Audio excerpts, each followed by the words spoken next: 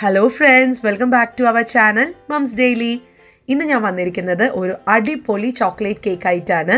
ഈ ഒരു chocolate cake ഭയങ്കര ടേസ്റ്റാണ്, വളരെ സോഫ്റ്റാണ്, പഞ്ഞി പോലെ ഇരിക്കും. എന്നാൽ ഈ ചോക്ലേറ്റ് കേക്ക് നമ്മൾ ഉണ്ടാക്കാൻ പോകുന്നത് ഉഴുന്നും പരിപ്പ് വെച്ചിട്ടാണ്. അത് നമ്മൾ ഇഡ്ലിക്കും ദോശയ്ക്കൊക്കെ അരയ്ക്കാൻ ഉപയോഗിക്കുന്ന അതേ ഉഴുന്ന് വെച്ചിട്ടാണ് നമ്മളിന്ന് ഈ ഒരു അടിപൊളി ഹെൽത്തി ആയിട്ടുള്ള ചോക്ലേറ്റ് കേക്ക് ഉണ്ടാക്കാൻ പോകുന്നത്. അപ്പോൾ പലരും ചിന്തിക്കും അതെങ്ങനെ ഉഴുന്ന് വെച്ച് ഉണ്ടാക്കുക എന്നുള്ളത്. അതാണ് ഞാനിന്ന് ഈ വീഡിയോയിൽ കൂടെ കാണിക്കാൻ പോകുന്നത്. ഇത് ഉഴുന്ന കൊണ്ടുണ്ടാക്കിയ ഒരു കേക്കാണെന്നേ പറയത്തേ ഇല്ല.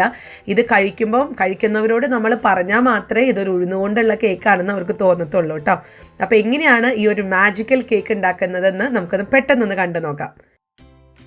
അപ്പോൾ അതിനായിട്ട് ഞാനിവിടെ 1/4 കപ്പോളമുള്ള ഉഴുന്നും പരിപ്പാണ് എടുക്കുന്നത്. അപ്പോൾ ആദ്യം ഞാൻ 1/2 കപ്പ് ഇട്ടു, പിന്നെ ഒരു 1/4 കപ്പും കൂടെ ഉള്ള ഉഴുന്നും പരിപ്പ് എടുത്തിട്ടുണ്ട്.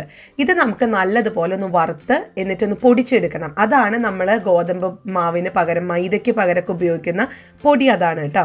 അപ്പോൾ ഇവിടെ ചട്ടി ചൂടായി വന്നിട്ടുണ്ട്. ചട്ടി ചൂടായതിന് ശേഷം നമ്മൾ ഈ ഉഴുന്നും പരിപ്പ് ഇട്ട് കൊടുക്കുകയാണ്. എന്നിട്ട് ഇത് നമ്മൾ നല്ലതുപോലെ ഒരു 5-6 മിനിറ്റ് നമ്മളിതൊരു മീഡിയം ഹൈ ഫ്ലെയിമിൽ ഇട്ടിട്ട് തന്നെ നമുക്കിതൊന്ന് വറുത്തെടുക്കാം. ഇതിൻ്റെ നിറം ഒന്നും മാറരുത്. നിറം മാറിക്കഴിഞ്ഞാൽ വെള്ള കളറങ്ങ് പോകും കേട്ടോ. അപ്പോൾ നമുക്ക് നിറം മാറാതെ എന്നാൽ നല്ല ക്രിസ്പി, നല്ല ഡ്രൈ ആയിട്ട് ഇതൊന്ന് വറുത്തെടുക്കാം. അപ്പോൾ ഇവിടെ ഒരു 6 മിനിറ്റോളം കഴിഞ്ഞു. നമ്മുടെ ഉഴുന്ന് നല്ലതുപോലെ വറുത്ത് വന്നിട്ടുണ്ട്. കണ്ടോ, നേരം ഒന്നും മാറിയിട്ടില്ല. അതിന് മുന്നേ തന്നെ ഞാൻ ഫ്ലെയിം ഓഫ് ചെയ്തു. ഇനി ഇത് ചൂടൊന്ന് ആറട്ടെ. ചൂടാറിക്കഴിഞ്ഞു. ഇനി ഞാനിത് ഒന്ന് മിക്സിയിൽ നല്ലതുപോലെ പൊടിച്ചെടുക്കുകയാണ്. നമ്മുടെ ഒരു മൈദാമാവിൻ്റെ ഒക്കെ പൊടിയുണ്ടല്ലോ, ആ ഒരു പൊടിയുടെ പരുവം വളരെ നൈസായിട്ട് നമുക്കിത് കിട്ടും. ആ നൈസായി കിട്ടുന്നത് വരെ ഒരു മിനിറ്റോളം അല്ലെങ്കിൽ ഒരു 1.5 മിനിറ്റോളം നമുക്കത് നല്ലതുപോലെ ഒന്ന് പൊടിച്ചെടുത്തിട്ട് വരാം.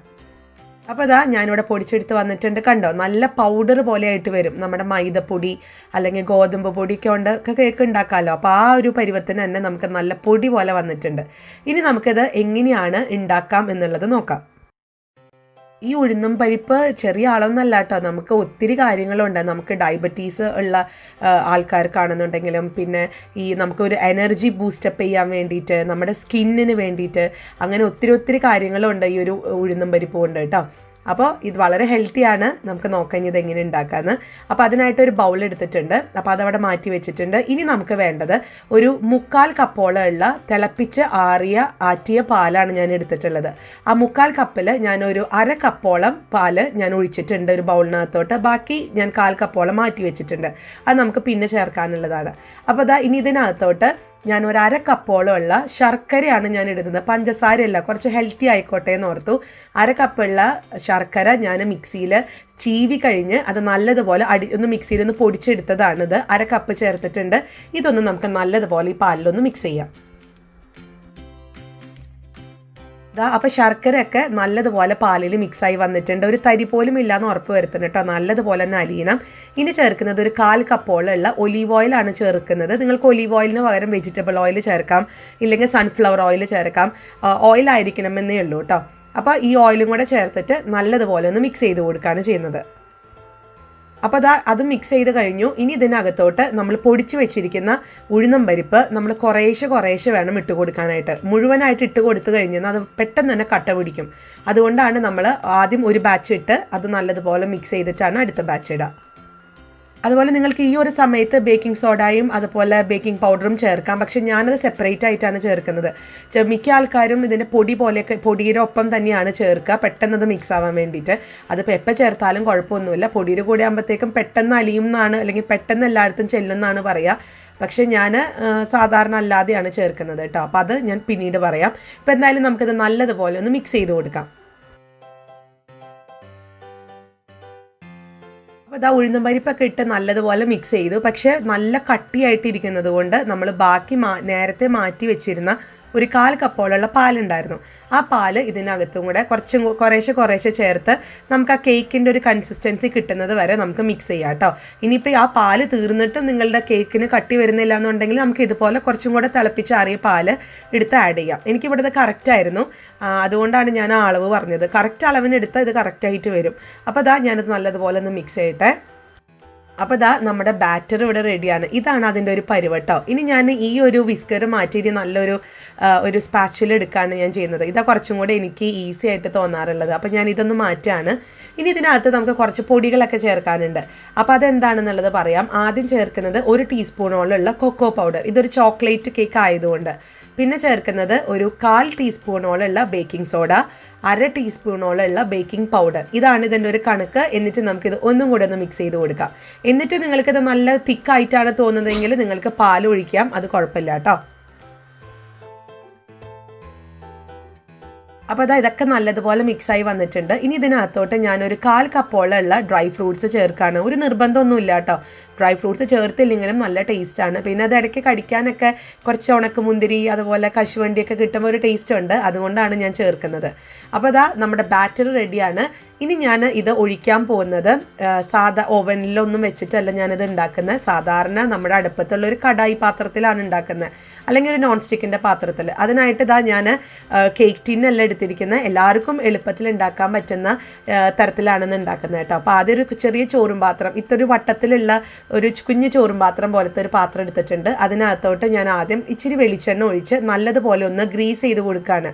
അതൊന്നുമല്ല, നമുക്ക് കേക്ക് ഒഴിച്ച് കഴിഞ്ഞ് അത് കേക്ക് ആയി വരുമ്പോൾ പെട്ടെന്ന് വിട്ട് കിട്ടാൻ വേണ്ടിയിട്ടാണ്. അപ്പോൾ ഈ ഒരു നേരം ഞാൻ അവിടെ ഒരു പാത്രം, നല്ലൊരു കുഴിയുള്ള പാത്രം ഞാൻ ഒരു 10 മിനിറ്റോളം ലോ ഫ്ലെയിമിൽ ഞാൻ ചൂടാക്കിക്കൊണ്ടിരിക്കണുണ്ട് കേട്ടോ.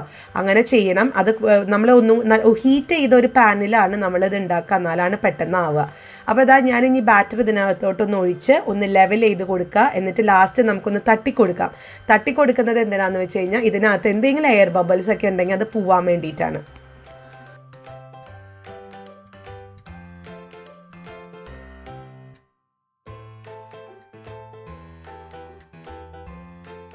അപ്പോൾ ഞാൻ നല്ലതുപോലെ തട്ടിക്ക് കൊടുത്ത് എയർ ബബിൾസൊക്കെ കളഞ്ഞിട്ടുണ്ട്. ഇനി ഇതിൻ്റെ മേലെ കുറച്ച് ഡ്രൈ ഫ്രൂട്ട്സ് ഞാൻ വെച്ച് കൊടുക്കുകയാണ്. അതൊരു ഭംഗിക്ക് വേണ്ടിയിട്ടാണ് കേട്ടോ, അതങ്ങനെ ചെയ്യണം എന്നൊന്നുമില്ല. അന്നേരം നമ്മുടെ കേക്ക് ഉണ്ടായി കഴിഞ്ഞ് നമ്മളത് കട്ട് ചെയ്യുമ്പോഴൊക്കെ നല്ല കാണാനും ഒക്കെ നല്ല ഭംഗിയുണ്ടാവും, അതിന് വേണ്ടിയിട്ടാണ്. അപ്പോൾ നമ്മുടെ ബാറ്റർ ഇവിടെ റെഡിയായി സെറ്റായി വെച്ചിട്ടുണ്ട്. ഇനി നമുക്ക് ഞാനിവിടെ ഒരു കടായി പാത്രം ഒരു 10 മിനിറ്റോളം ഒരു ലോ ഫ്ലെയിമിലിട്ട് ഇങ്ങനെ ചൂടാക്കിക്കൊണ്ടിരിക്കുന്നുണ്ടായിരുന്നു. ഇതിൻ്റെ അകത്തോട്ട് നമുക്ക് ഒന്നില്ലെങ്കിൽ ഉപ്പ് വെതറിയിട്ട് അതിൻ്റെ മേലെ കേക്ക് നമ്മൾ ഒഴിച്ചു വെച്ചിരിക്കുന്ന കേക്കിൻ്റെ പാത്രം വെക്കാം. അല്ല എന്നുണ്ടെങ്കിൽ ഇതുപോലെ ഞാനെടുത്ത ചോറും പാത്രത്തിൻ്റെ അടപ്പാണിത്. ആ അടപ്പ് ഞാൻ ഇതുപോലെ ഒന്ന് വെച്ചിട്ടുണ്ട്. എന്നിട്ട് ഇതിൻ്റെ മേലെയാണ് ഞാൻ കേക്കിൻ്റെ ടിൻ വെക്കുന്നത്, അല്ലെങ്കിൽ കേക്കിൻ്റെ ഒഴിച്ചു വെച്ചിരിക്കുന്ന പാത്രം വെക്കുന്നത്. ഈ പാത്രം കരിഞ്ഞു പോവോ, പാത്രത്തിൻ്റെ കളർ മാറോ, അങ്ങനെ ഒരു പേടി വേണ്ട, ഒരു കുഴപ്പം വരില്ല. ഇനിയിപ്പോൾ അങ്ങനെ പേടിയുള്ള ആൾക്കാർക്ക് ആദ്യം ചെയ്യുമ്പോൾ നമുക്ക് കുറച്ച് പഴയൊരു പാത്രത്തിൽ നമുക്ക് ചെയ്യാം. അല്ലെങ്കിൽ നമ്മുടെ കുഞ്ഞ് പിഞ്ഞാണൊക്കെ ഉണ്ടല്ലോ, കറിയൊക്കെ കൂട്ടുന്ന പിഞ്ഞാണം സ്റ്റീലിൻ്റെ, അത് തിരിച്ചിട്ട് വെച്ചാലും മതി. അപ്പോൾ ഇനി നമുക്ക് ഇത് 45 മിനിറ്റോളം ഇതൊരു ലോ ഫ്ലെയിമിൽ നല്ലതുപോലെ 40 മുതൽ 45 വരെ ലോ ഫ്ലെയിമിൽ കിടന്നതാവണം കേട്ടോ. ഏറ്റവും നല്ലത് ഒരു 35 മിനിറ്റൊക്കെ കഴിയുമ്പോൾ നമുക്ക് പതുക്കെ തുറന്ന് ഇടയ്ക്കൊന്ന് നോക്കി നോക്കാം. അല്ലെങ്കിൽ അത് കരിഞ്ഞ് പോയി കഴിഞ്ഞൊരു ബുദ്ധിമുട്ടല്ലേ, ആദ്യം മാത്രം ഉണ്ടാക്കുമ്പോഴേ ഒരു കൺഫ്യൂഷൻ ഉണ്ടാവുള്ളൂ കേട്ടോ. അപ്പോൾ ഇവിടെ ഒരു 42 മിനിറ്റാണ് കറക്റ്റ് പറയുവാണെങ്കിൽ കഴിഞ്ഞിട്ടുള്ളത്. അപ്പോൾ ഞാൻ ഇടയ്ക്കിടയ്ക്ക് തുറന്ന് നോക്കണുണ്ടായിരുന്നു ഇതായോ എന്നുള്ളത്. അപ്പോൾ അതുകൊണ്ട് ഇടയ്ക്ക് ഞാൻ കുത്തി നോക്കുന്നുണ്ടായിരുന്നു. ഒരു കുഞ്ഞൊരു നമുക്ക് ഇതുപോലത്തെ ഒരു ഈർക്കിലി വെച്ചിട്ടോ അല്ലെങ്കിൽ ഒരു ഫോർക്ക് വെച്ചിട്ടോ അല്ലെങ്കിൽ ഒരു കത്തിയുടെ അറ്റം വെച്ചിട്ടോ നമുക്ക് ഇതുപോലെ ഒന്ന് കുത്തി നോക്കാം. കുത്തി കഴിഞ്ഞ് നമ്മൾ പുറത്തെടുക്കുമ്പം ഇതിനകത്ത് ഒരു തരി പോലും ഒട്ടിപ്പിടിച്ചിരിക്കരുത്. ആ മാവിനകത്തുള്ള കൂട്ടൊന്നും ഒട്ടിപ്പിടിക്കാതെ നല്ല ക്ലീനായിട്ട് ആ ഒരു വടി പുറത്തേക്ക് വരുവാണെന്നുണ്ടെങ്കിൽ അതിനർത്ഥം കേക്ക് ആയെന്നാണ് കേട്ടോ. അപ്പോൾ ഈ ഒരു സമയത്ത് ഇപ്പോൾ എൻ്റെ ഇവിടെ കേക്ക് റെഡിയാണ്. ഞാനിതൊന്ന് ഫ്ലെയിം ഓഫ് ചെയ്ത് വളരെ സൂക്ഷിച്ച് ഒരു തുണിയൊക്കെ വെച്ച് എടുക്കുക. എന്നിട്ട് നമുക്ക് ഞാനൊന്നും എന്തായാലും ഒന്ന് പുറത്തേക്ക് എടുക്കട്ടെ. അപ്പോൾ ഞാനിവിടെ കേക്ക് കൊണ്ട് വെച്ചിട്ടുണ്ട്. ഇനി നമുക്ക് ഇത് നല്ലതുപോലെ ചൂടൊക്കെ ആറി തണുത്തതിന് ശേഷം മാത്രമേ നമ്മളൊരു പാത്രത്തിലോട്ട് തിരിച്ചിടാവൂ. പക്ഷെ അതിന് മുന്നേ നമുക്ക് ചൂടോടെ കൂടെ ചെയ്യാൻ പറ്റുന്ന ഒരു കാര്യമുണ്ട്. നമുക്ക് ഇതിൻ്റെ ഒരു കത്തി വെച്ചിട്ടോ അല്ലെങ്കിൽ ഒരു സ്പൂൺ വെച്ചിട്ടോ നമുക്കിതിൻ്റെ സൈഡൊക്കെ ഒന്ന് ചെറുതായിട്ടൊന്ന് വിടിവിച്ച് കൊടുക്കാം, എളുപ്പത്തിന് വേണ്ടിയിട്ടാണ്. അത് കഴിഞ്ഞിട്ട് ഇത് ചൂടാറുന്നത് വരെ ഒന്ന് വെയിറ്റ് ചെയ്യാം.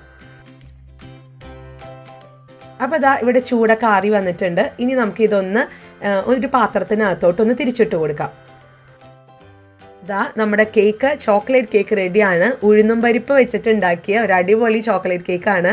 ഇത് കാണാൻ മാത്രമല്ല കേട്ടോ, കഴിക്കാനും നല്ല ടേസ്റ്റാണ്. നിങ്ങൾക്ക് കാണുന്നുണ്ടോയെന്ന് അറിയില്ല, വളരെ വളരെ സോഫ്റ്റാണ്. ഒന്ന് ഞെക്കി കഴിയുമ്പോഴത്തേക്കും അതിങ്ങനെ കൈയൊക്കെ അങ്ങനെ ഊർന്നു പോവാണ്. നമുക്കറിയാം ഈ ഉഴുന്നും പരിപ്പ് എന്ന് പറയുമ്പോൾ എല്ലാവർക്കും ഒരു സംശയം ഉണ്ടാവും, അയ്യോ ഇതിൻ്റെ ഒരു മണം ടേസ്റ്റ് വരില്ലേ, അല്ലെങ്കിൽ നമുക്ക് തോന്നാം ചിലപ്പോൾ അതിൻ്റെ ഒരു വഴുവഴുപ്പ് വരില്ലേ. ഇതൊന്നുമില്ല. ഈ പൊടിയായിട്ട് എടുക്കുമ്പോൾ ഈ ഒരു പ്രശ്നം ഉദിക്കുന്നേ ഇല്ല. വളരെ സോഫ്റ്റ് ആയിട്ടുള്ള കേക്കാണ്. കുട്ടികൾക്കൊക്കെ ഇവിടെ വളരെ ഇഷ്ടപ്പെട്ട കേക്കാണ്. അത് ഞാൻ ഉഴുന്നാന്നും പറഞ്ഞിട്ടൊന്നുമല്ല കൊടുത്തത്. ഞാൻ ഇവരുടെ അടുത്തത് ചോക്ലേറ്റ് കേക്ക് ഉണ്ടാക്കിയെന്ന് പറഞ്ഞു കൊടുത്തു കഴിഞ്ഞപ്പോഴത്തേക്ക് ഇവർക്ക് അത് ഭയങ്കര ഇഷ്ടപ്പെട്ടു. വളരെ ടേസ്റ്റിയാണ്. നിങ്ങളത് കഴിച്ച് നോക്കാൻ തന്നെ വേണം. ഉഴുന്നും പരിപ്പിൻ്റെ ഒരു തരി ചുക പോലും നിങ്ങൾക്ക് കിട്ടില്ല. അപ്പോൾ അതാ വളരെ സോഫ്റ്റ് ആയിട്ടുള്ളത്, എത്രമാത്രം സോഫ്റ്റാന്നുള്ളത് നോക്കിക്കേ, കണ്ടോ? വളരെയധികം പ്രസ്സായി നല്ല സോഫ്റ്റായിട്ട് സ്പഞ്ചി ആയിട്ട് വന്നിട്ടുണ്ട്. അപ്പോൾ ഈ ഒരു കേക്ക് എല്ലാവരും ട്രൈ ചെയ്ത് നോക്കുക. എന്നിട്ട് ഇത് ഇഷ്ടപ്പെടുവാണെന്നുണ്ടെങ്കിൽ ഫ്രണ്ട്സിൻ്റെ ഒക്കെ അടുത്ത് ഷെയർ ചെയ്യാൻ മറക്കരുത്.